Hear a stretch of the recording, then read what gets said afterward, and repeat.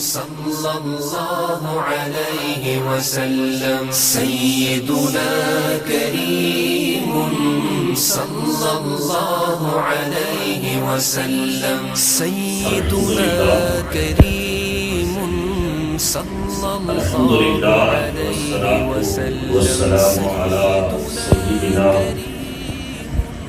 ومولانا وملجأنا ومأوانا محمد صلى الله عليه وسلم النبي الأمي العربي القرشي الهاشمي الأبطحي المكي المدني الإخامي الشاهد المشهود الولي المقرب أما بعد فأعوذ بالله من الشيطان الرجيم بسم الله الرحمن الرحيم قال الله تبارك وتعالى في القرآن المجيد والفرقان الحميد يا أيها النبي حسبك الله ومن اتبعك من المؤمنين صدق اللہ مولانا العظیم.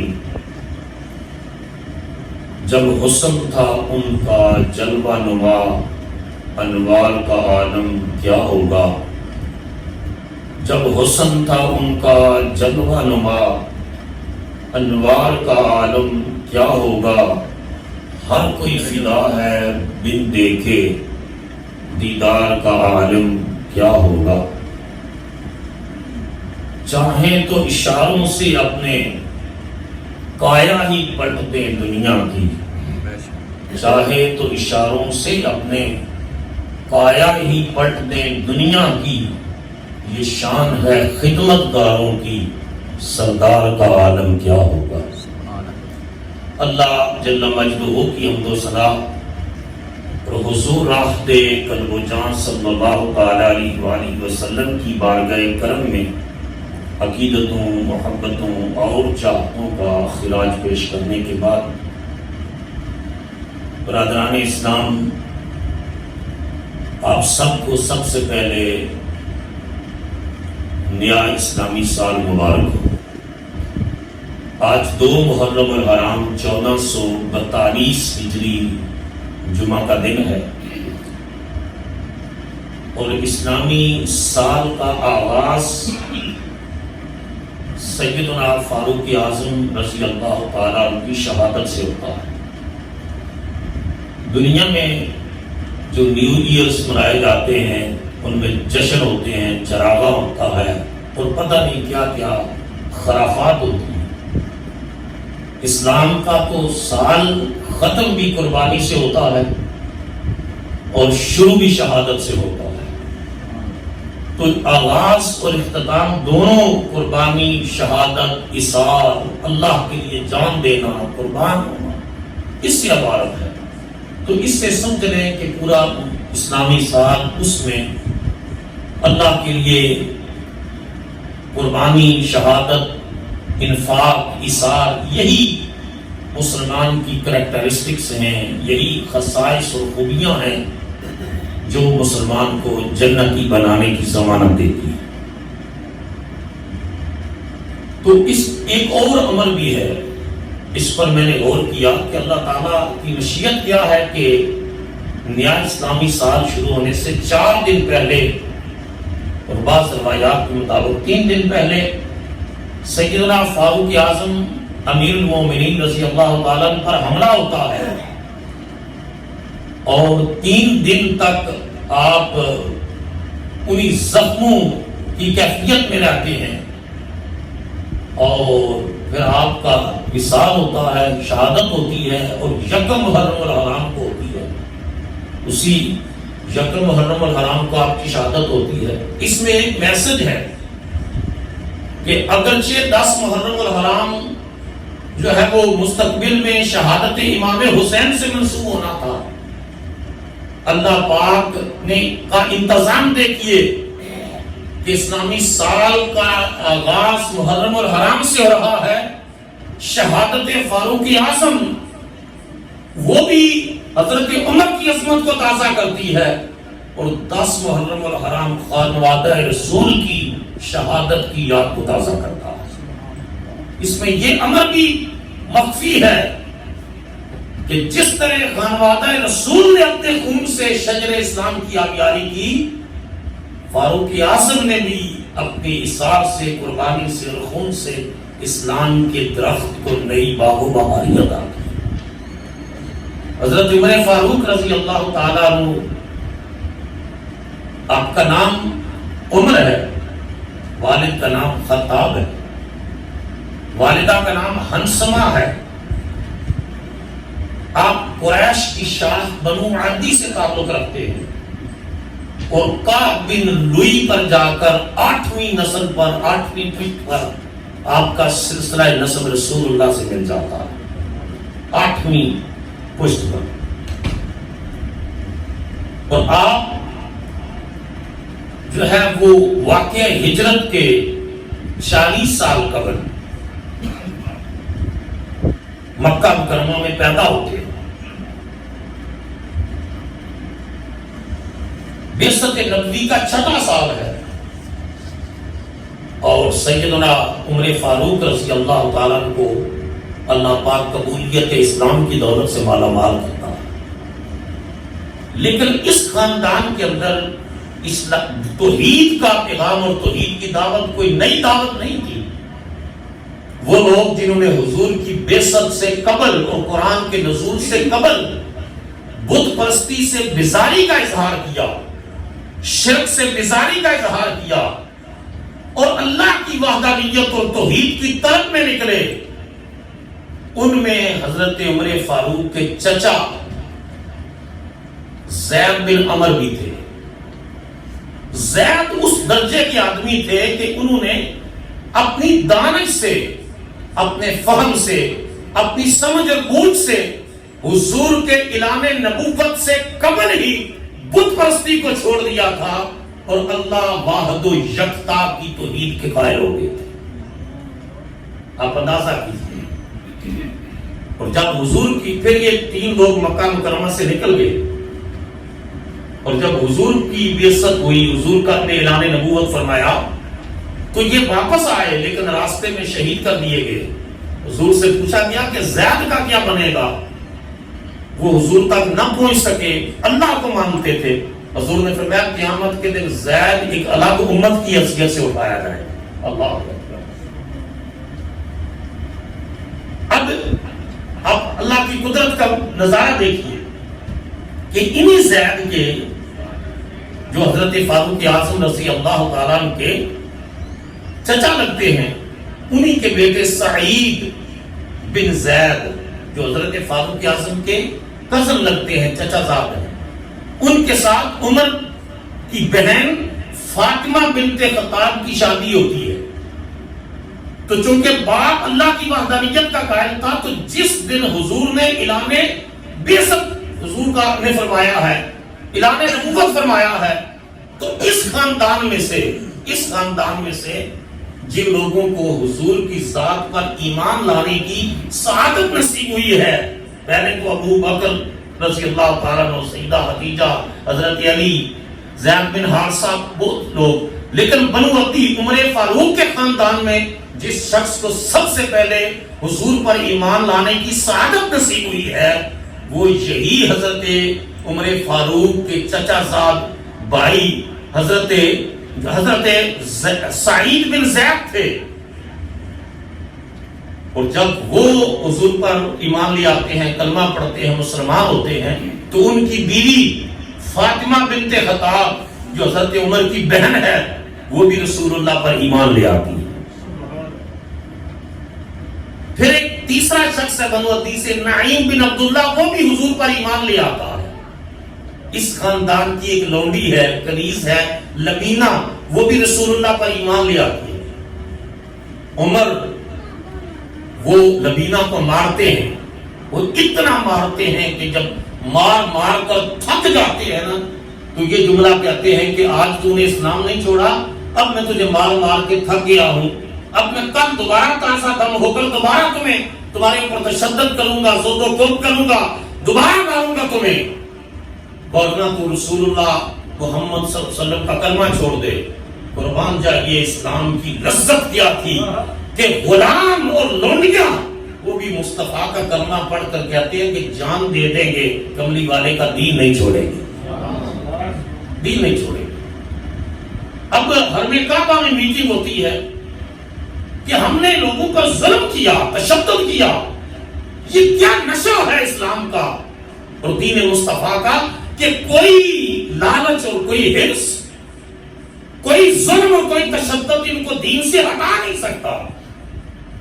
تو میٹنگ کی بڑے بڑے کفار مشرکین نے حرم کعبہ میں کہ کیوں نہ اس شمع ہدایت کو ہی گل کر دیا جائے جس کی طرف کشاں کشاں لوگ بڑھ رہے ہیں، مگر پھر سوچتے ہیں کہ یہ ذمہ داری کون لے گا؟ اب 27 سالہ نوجوان ہے، 27 ایئرس، جس گلی سے گزرتا ہے لوگ کہتے ہیں کہ خبردار ہٹ جاؤ، عمر آ رہا، وہ ذمہ داری اٹھاتا ہے کہ اس شمع ہدایت کو میں گل کروں گا، مگر اسے احساس نہیں تھا کہ وہ شمع کیا مجھے جسے روشن، اونچا بولو نا، جسے روشن خدا کرے۔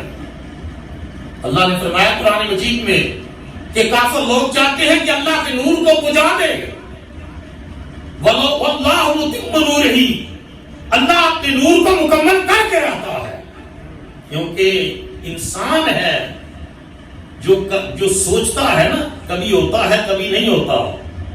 یفعل ما یشاء، اللہ کی شان یہ ہے اللہ جو چاہتا ہے وہ ہو جاتا ہے، کوئی رکاوٹ نہیں ہوتی۔ چنانچہ آپ تلوار لے کر نکلتے ہیں، ادھر 2-3 دن سے حضور اللہ کی بارگاہ میں راتوں کو دعا مانگتے ہیں، راتوں کو دعا مانگتے ہیں، اللہم اعز الاسلام بعمر بن الخطاب او بعمر بن الحشام، یا اللہ اسلام کو عزت عطا فرما 2 لوگوں میں سے کسی ایک کے ذریعے، اور ان 2 میں جو تجھے زیادہ محبوب ہو اس کو ہدایت دے دے، اس کے ذریعے دین کو تقویت دے، اس کے ذریعے دین کو عزت دے، یا حشام کے بیٹے عمر کے ذریعے جو ابو جہل کہلاتا تھا اس کے ذریعے، یا خطاب کے بیٹے عمر کے ذریعے اسلام کو عزت عطا فرما۔ اے اللہ ان دونوں میں سے جو تجھے محبوب ہے نا اس کے ذریعے اسلام کو عزت اور تقویت عطا فرما۔ اب اللہ کی مشیت بھی دیکھی ہے کہ اللہ حضور کی دعا کو قبول کرتا ہے، اور اللہ کو ان دونوں میں سے جو محبوب ہے وہ خطاب کا بیٹا عمر ہے، اللہ اس کو چنتا ہے۔ اور ایک جملہ یہ بھی ذہن میں رکھ لیں، ہم سب کی عزت ہے اسلام کی عزت سے، وہ تو ہماری عزت ہے اسلام کی عزت سے۔ ان العزت للہ جمیعا، عزت اس کی ہوگی جو اللہ کے نام سے اور اللہ کے دین سے اور اللہ کے پیغام سے جڑے گا، اس کی عزت ہوگی۔ ہم سب کی عزت اسلام کے ذریعے ہے، مگر حضور کی امت کے خوش نصیبوں میں سے عمر وہ ذات ہے، حضور دعا مانگتے اللہ عمر کے ذریعے اسلام کو عزت دے، اللہ اکبر، اسلام کو عزت دے۔ اس عزت کا معنی طاقت ہے، اس عزت کا معنی تقویت ہے، اس عزت کا معنی غلبہ ہے، اس عزت کا معنی دوام ہے، اس عزت کا معنی کفر کے مقابلے میں اسلام کی شان و شوکت ہے۔ حضور راتوں کو دعا مانگ رہے ہیں اور ادھر پلاننگ ہو رہی ہے۔ قرآن مجید کہتا ہے وَمَكَرُوا وَمَكَرَ اللَّهُ وَاللَّهُ خَيْرُ الْمَاكِرِينَ، کافر لوگ بھی پلاننگ کرتے ہیں، اللہ بھی پلان کرتا ہے، وَاللَّهُ خَيْرُ الْمَاكِرِينَ، اللہ اس گڈ پلانر، اللہ کے منصوبے وہ سب سے بہتر منصوبے ہوتے ہیں، اور وہی کامیاب منصوبے ہوتے ہیں جو رب کرتا ہے۔ وگرنہ اس دنیا میں آنا ربکم الاعلی، قرآن کہتا ہے فرعون کہتا تھا میں سب سے بڑا رب ہوں، اللہ ایک مچھر کے ذریعے اس کو ہلاک کر دیتا ہے اور بتا دیتا ہے کہ طاقت بھی میری ہے، اقتدار اعلیٰ اور ساورینٹی بھی میرے پاس ہے۔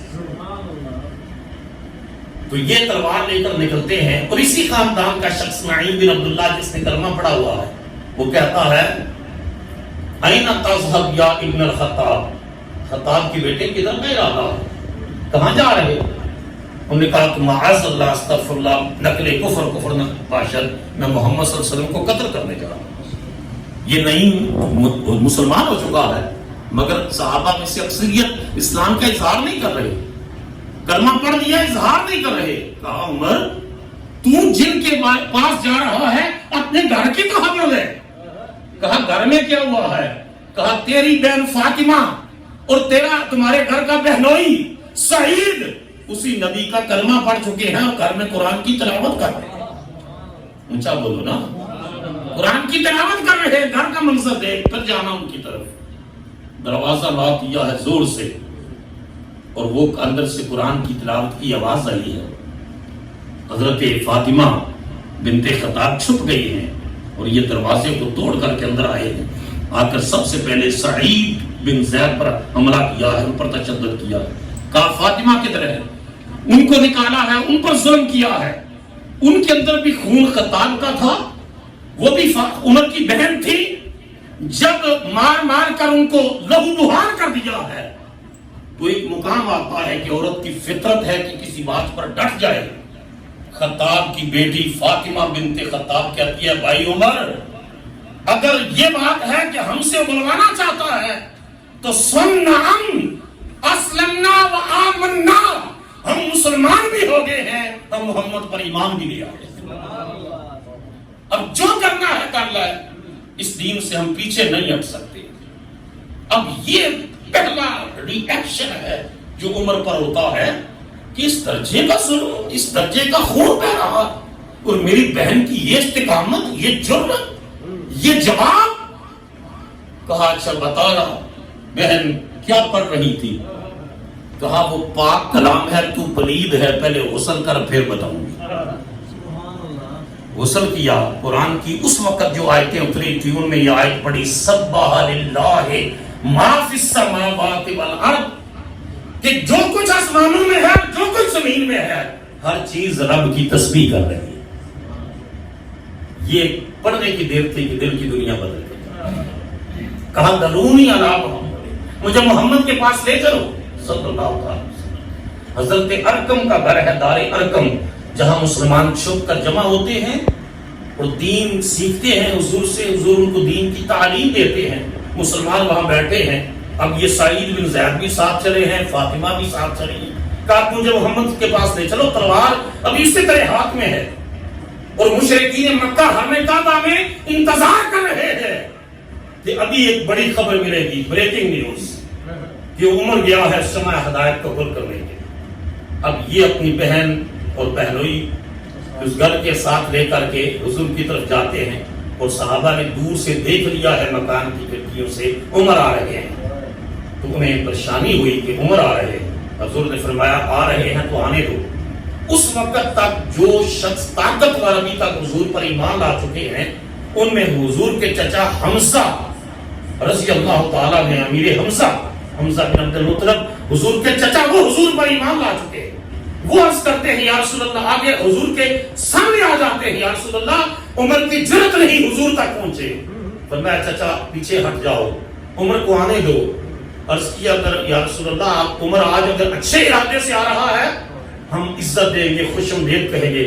عمر کا ارادہ اگر درست نہ ہوا میری تلوار سے یا عمر جائے گا یا میں جاؤں گا، اب دونوں میں سے آج ایک بچے گا، ایک ختم ہو جائے گا۔ حضور چونکہ رات کی تنہائیوں میں رب سے مانگ چکے تھے، فرمایا حمزہ میرا حکم ہے پیچھے ہٹ جاؤ، قربان جاؤں یہ چچا ہے جو بھتیجے کی حفاظت کر رہا ہے، بھتیجا ہونے کی حیثیت سے نہیں، اللہ کے رسول ہونے کی حیثیت سے۔ اب سیدنا فاروق اعظم رضی اللہ اسی طرح تلوار پکڑی ہے، سعید بن زید اور فاطمہ بنت خطاب صاحب اور حضور تک پہنچتے ہیں۔ صحابہ پر انتظار میں ہے کہ اگر ان نے کچھ کیا تو ہم فوراً جو ہے جھپٹ پڑیں گے۔ حضور کی نگاہیں جھکی ہوئی ہیں اور یہ آتے ہیں اور سب لے آ کر کھڑے ہو جاتے ہیں۔ رسول اللہ کی نگاہ اٹھی، فرمایا عمر کدھر آئے ہو؟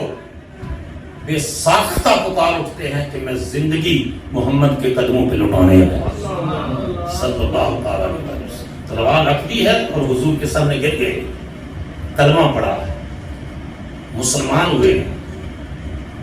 اللہ اکبر۔ عبداللہ بن عمر رضی اللہ تعالیٰ عنہ روایت کرتے ہیں کہ رسول اللہ صلی اللہ علیہ وسلم فرمایا کرتے تھے، حضور نے ارشاد فرمایا کہ لما اسلم عمر، جس دن عمر مسلمان ہوا، آتانی جبرائیل، میرے پاس جبرائیل امین آئے، فقال، اور مجھے آ کر جبرائیل نے کہا، استبشر اہل السماء باسلام عمر، یا رسول اللہ آج عمر کے اسلام قبول کرنے پر آسمان کے فرشتے جشن منا رہے ہیں،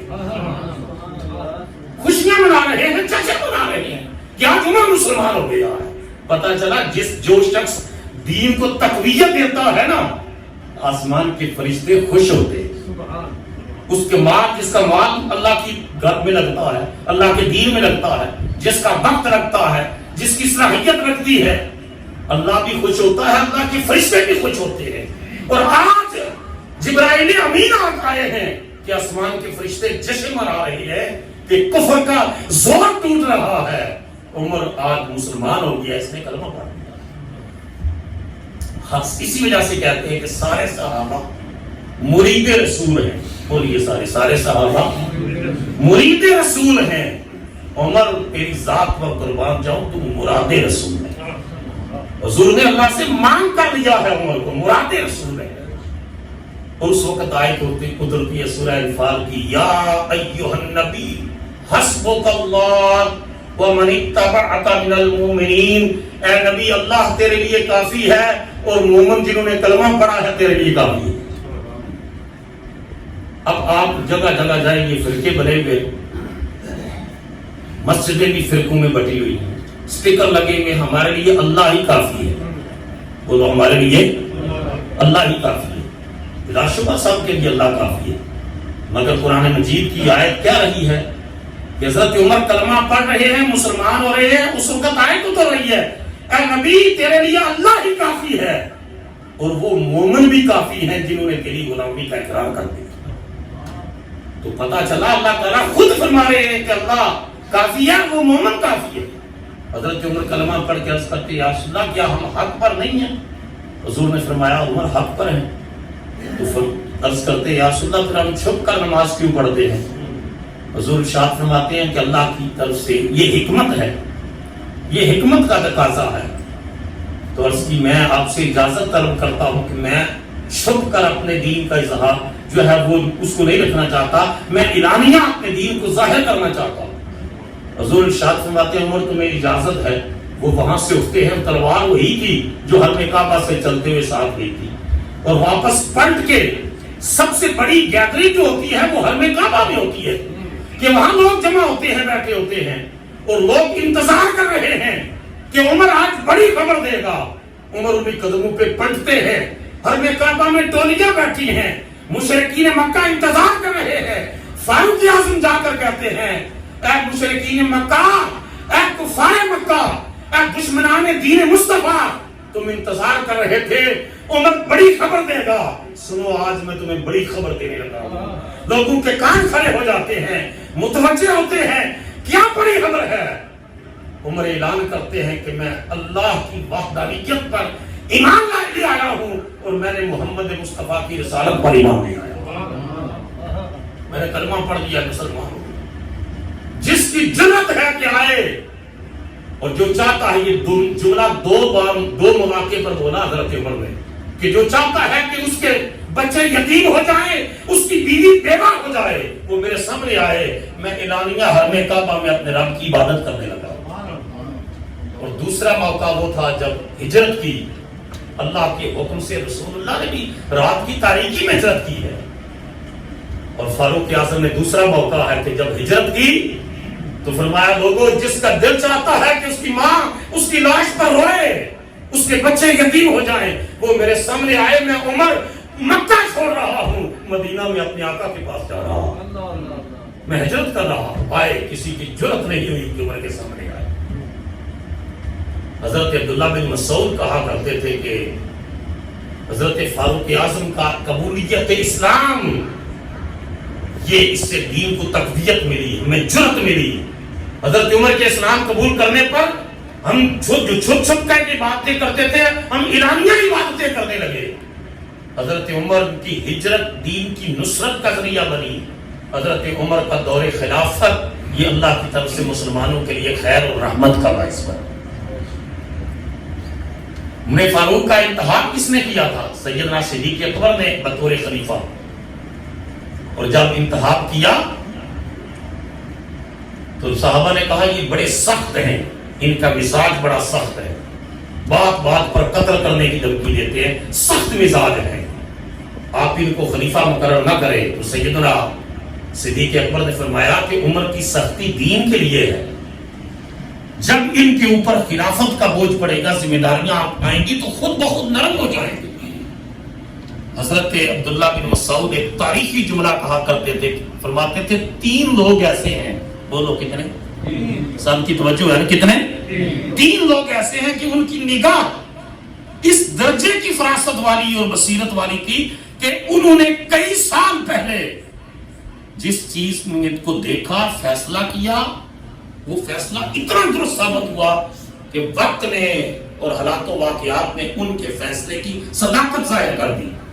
پوچھا کون کون سے؟ انہوں نے کہا پہلے تو مصر کے بازار میں ایک بچہ بکنے کے لیے آتا ہے اور عزیز مصر اس کو خریدتے ہوئے اپنی بیوی سے کہتا ہے اس بچے کو خرید لیتے ہیں، اس کی اچھی تعلیم و تربیت کرتے ہیں، وقت آئے گا یہ بچہ ہماری عزت کا باعث بنے گا۔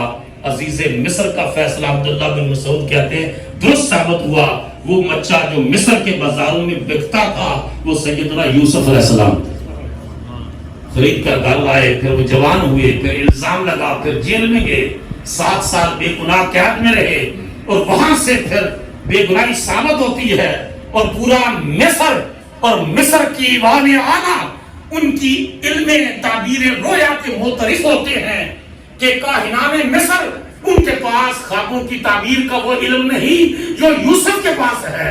یہ دیانتدار بھی ہے، پاک دامن بھی ہے، عالم بھی ہے، تو وہ اعلان کرتا ہے شہنشاہ مصر کہ میں مصر کی وزارت خوراک اور زراعت یوسف کو دینے کا اعلان کرتا ہوں۔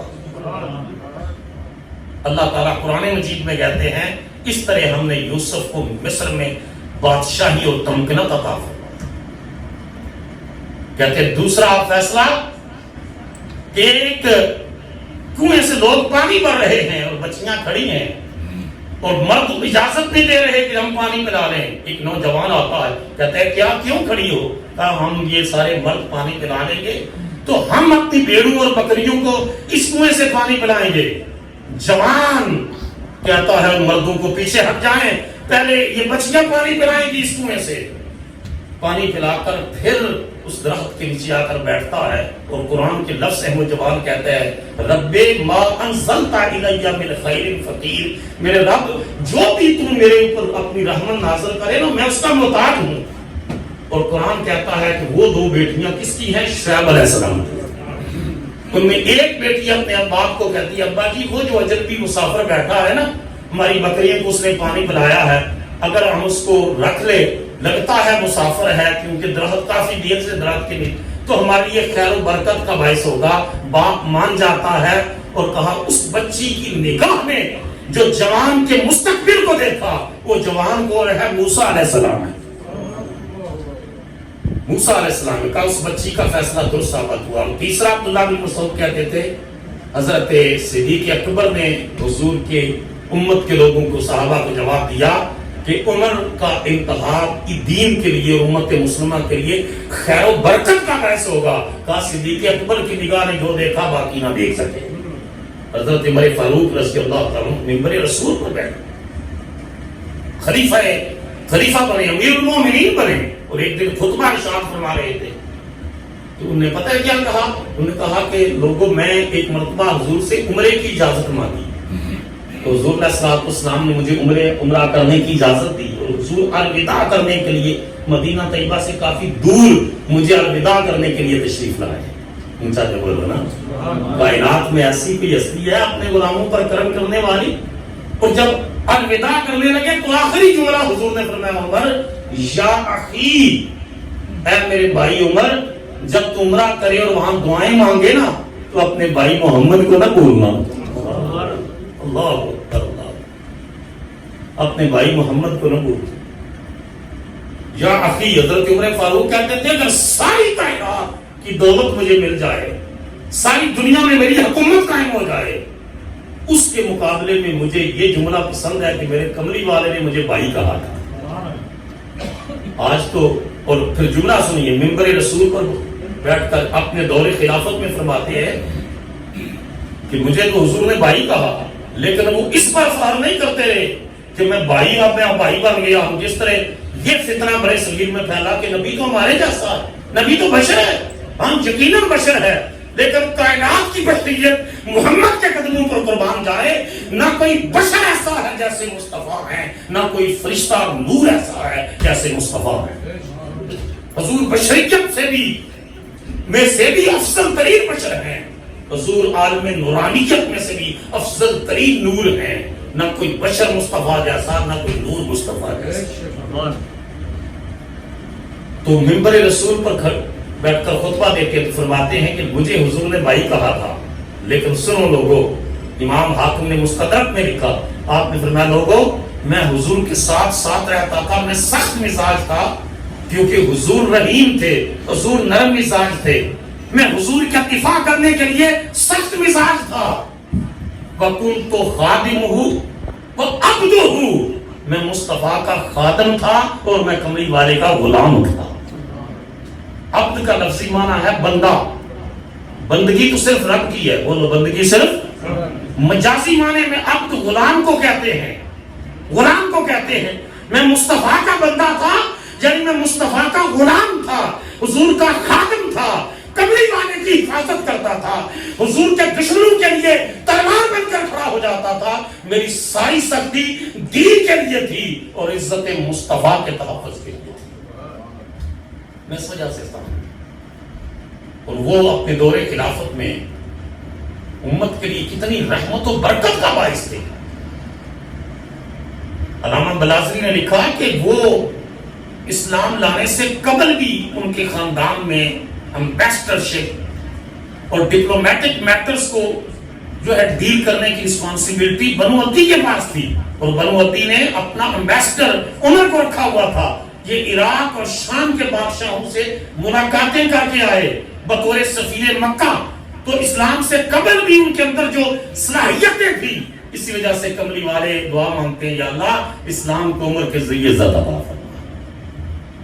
اور حضور کے کا کلمہ پڑھنے کے بعد پھر ان کی حضور نے ارشاد فرمایا لوگوں پہلی امتوں میں محدث ہوا کرتے تھے. پہلی امتوں میں محدث کا معنی وہ ہے کہ بغیر قصد اور ارادے کے جس کی زبان پر اللہ کا حکم اور اللہ کا فیصلہ جاری ہو جائے. حضور فرماتے تھے لوگوں میری امت میں جو محدث ہے نا وہ عمر ہے.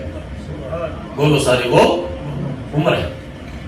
حضور نے فرمایا قرآن مجید کی 20 کے قریب آیتیں ایسی ہیں، علماء کہتے ہیں ادھر حضرت عمر نے کوئی رائے دی، ادھر اللہ نے وہ آیت حضور پر نازل کر دی، شراب کے حرام ہونے کی آیت، عورتوں کے مسلمان عورتوں کے پردہ کرنے کی آیت. اس طرح کی 20 آیتیں ہیں.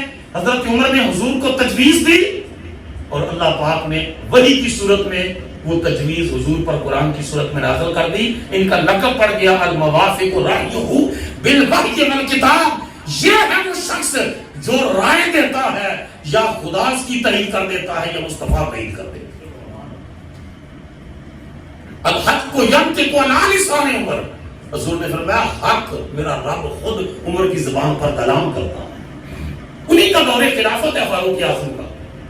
اور حضرت علی شیر خدا روایت کرتے ہیں کہ میں نے خواب دیکھا کہ خواب میں دیکھا کہ رسول اللہ کا عہد مبارک ہے اور میں فجر کی نماز پڑھنے کے لیے مسجد جاتا ہوں اور جا کر کے نماز فجر پڑھی ہے. حضور نے نماز پڑھائی ہے اور نماز کے بعد ایک شخص کھجوروں کا ٹوکرا لے کر آتا ہے اور حضور فرماتے ہیں علی اٹھو یہ کھجوریں لوگوں میں تقسیم کرو. میں تقسیم کرتا ہوں اور آخر میں کھجور جو بچتی ہیں ٹوکرے میں سلا کر حضور کے سامنے رکھ دیتا ہوں اور حضور مجھے اس کھجوروں میں سے ایک کھجور عطا کرتے ہیں. میں کھاتا ہوں تو بڑی لذیذ اور میٹھی ہے اور میرا دل چاہتا ہے کہ میں حضور سے ایک اور کھجور مانگوں. تو میں عرض کرتا یا رسول اللہ ایک کھجور اور مل سکتی ہے؟ اونچا بولو نا. اور حضور نے ابھی جواب نہیں دیا اور میری آنکھ کھل جاتی ہے. جب آنکھ کھلتی ہے تو میں کہتا ہوں یہ تو فاروق اعظم کا زمانہ ہے، یہ دور فاروقی ہے. اور اٹھتے ہیں کہتے ہیں فجر کا وقت بھی ہو گیا ہے. اٹھ کر کے فجر کی نماز پڑھنے کے لیے مسجد جاتے ہیں. امیر المومنین فاروق اعظم نماز پڑھاتے ہیں اور کہتے ہیں کہ نماز ختم ہوتی ہے اور ایک شخص کھجوروں کا ٹوکرا پیش کرتا ہے اور حضرت عمر فاروق مجھے فرماتے ہیں علی اٹھے اور یہ کھجوریں غلامان مصطفیٰ میں تقسیم کریں. میں وہ کھجوروں کا ٹوکرا لے کر کے لوگوں میں کھجوریں تقسیم کرتا ہوں، لا کر رکھتا ہوں، واپس جب سب کو دے چکنے کے بعد کھجوریں کچھ بچ جاتی ہیں، ٹوکرا حضرت عمر کے پاس رکھتا ہوں، اور حضرت عمر اس میں سے کھجور اٹھا کر کے مجھے دیتے ہیں اور میں کھاتا ہوں، بڑی میٹھی ہے۔ میں کہتا ہوں امیر المومنین ایک کھجور اور دینا۔ آپ مسکرا کے کہتے ہیں حضور نے کوئی رات کو دی تھی؟ اگر حضور نے دی ہوتی تو میں بھی دیتا۔ کہتے ہیں میں عجیب کیفیت میں ہو گیا کہ عمر وہ عمر ہے جو ہماری خوابوں سے بھی آگاہ ہے۔ یکم الحرام کا یوم شہادت ہے، دعا کرے اللہ ان جیسی ایک غیرت ہمیں بھی عطا فرمائے، ان جیسا عشق رسول عطا فرمائے، ان جیسا دین کو کی تقویت کا باعث بننے کا ہمیں ذریعہ بنائے۔ مغیرہ بن شعبہ کے غلام ابو لولو فیروز جہنمی نے سے آپ نے کہا تھا پن چکی بنا دے، اس میں کچھ وہ مجوسی تھا، ایران سے آیا تھا، آگ کی پوجا کرتا تھا، لیکن بڑا بڑھائی ہر فن مولا تھا کہ یہ کوئی لکڑی کا کام کرنا ہوتا، لوہے کا کام کرنا ہوتا، کوئی بھی کام وہ ہر فن مولا تھا۔ پھر میں چکی بنا دو، کہنے لگا کہ میں وہ چکی بنا کر دوں گا، دنیا اس کو یاد کرے گی۔ حضرت عمر کی فراست یہ تھی، فرمایا شخص نے مجھے قتل کی دھمکی دی۔ آپ نماز پڑھا رہے تھے، چونکہ ایران فتح کیا تھا فاروق اعظم نے، تو مجوسیوں نے اس غلام کو خریدا اور اسلام کے لیے اپوائنٹ کیا۔ فجر کی نماز میں سورہ یوسف کی تلاوت کر رہے تھے اور روایت میں آتا ہے صحابہ رو رہے تھے اور وہ صفوں میں چھپا ہوا تھا، اس نے آپ پر اٹیک کیا، حملہ کیا۔ آج ظالم میڈیا دنیا کا اسلام کو دہشت گرد مذہب کہتا ہے، اسلام ہمیشہ دہشت گردی کا شکار ہوا ہے اور اس مجوسی آتش پرست دہشت گرد نے فاروق اعظم پر حملہ کیا اور اتنا زور کا حملہ کیا کہ آپ گر گئے۔ اسلام کے ڈسپلن کا عالم یہ تھا، عبد الرحمن بن عوف آگے بڑھے، انہوں نے دوسری رکعت فجر کی نماز کی مکمل کی اور نماز فجر مکمل ہوئی، اور صحابہ جو پیچھے رو رہے تھے وہ کہتے ہیں ہمیں احساس ہوا کہ امیر المومنین کی نماز پڑھاتے ہوئے آواز بدل گئی ہے۔ یہ نہیں پتا چلا کہ پہلی رکعت فاروق اعظم نے پڑھائی ہے، دوسری عبد الرحمن بن عوف نے پڑھائی ہے۔ اور نماز کے بعد آپ نے پوچھا میرا قاتل کون ہے؟ کہا مغیرہ بن شعبہ کا غلام ابو لولو فیروز جہنمی۔ کہا شکر ہے کہ کسی مسلمان نے تو اپنے ہاتھوں کو میرے خون سے رنگین نہیں کیا نا، اور زخمی حالت میں ہے اور نیچے تکیہ رکھا جاتا ہے، اور آپ فرماتے ہیں تکیہ اٹھا دو، تھوڑی دیر کے بعد عمر نے اسی زمین پر لیٹنا، دودھ پیش کیا جاتا ہے اور دودھ پیتے وہ زمین پر چلا جاتا ہے، اور آپ چند نوجوان آتے ہیں ملاقات کرنے، فرماتے ہیں نماز پڑھی ہے کہ نہیں، آخری وقت بھی یہ نماز پڑھی ہے کہ نہیں، اور اس کے بعد پھر 2-3 دن زخموں کی کیفیت میں رہتے ہیں۔ اپنے بیٹے عبداللہ کو حضرت عائشہ کے پاس بھیجتے ہیں کہ گنبد حضرت عائشہ کا حجرہ تھا، بھیجتے ہیں کہ جا کر ان سے اجازت مانگے کہ میں اس حجرے میں دفن ہونے کی اجازت مانگتا ہوں۔ حضرت عائشہ فرماتی ہے وہ میرا حجرہ ہے، میری پراپرٹی ہے، میں مالکہ ہوں اس کی، اس میں ایک قبر میرے آقا کی ہے، ایک میرے باپ ابو بکر کی ہے، ایک قبر کی جگہ میں نے اپنے لیے رکھی ہوئی ہے۔ عبداللہ اپنے باپ کو کہنا تو نے دین کے ساتھ وفاداری کا اور مصطفیٰ کے ساتھ وفاداری کا حق ادا کر دیا۔ آج امت کی ماں عائشہ اعلان کرتی ہے میں اپنی جگہ چھوڑتی ہوں، قبر کی وہ جگہ عمر کو دینے کا اعلان کرتی ہے۔ آج فاروق اعظم گنبد حضرہ روضہ رسول کے اندر آرام کر رہے ہیں، حضرت عائشہ کے اثار کا صدقہ آرام کر رہے ہیں۔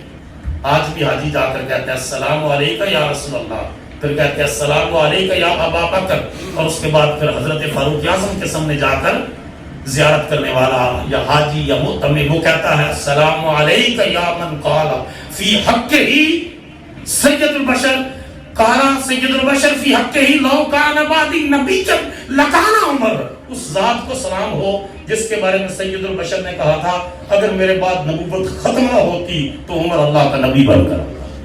اللہ پاک ان کی ذات پر کروڑوں برکتیں نازل فرمائے اور ہمیں ان کی غلامی نصیب فرمائے۔ وما علینا الا البلاغ۔ صلی اللہ علیہ وسلم سیدنا کریم صلی اللہ علیہ وسلم سیدنا کریم صلی اللہ علیہ وسلم سیدنا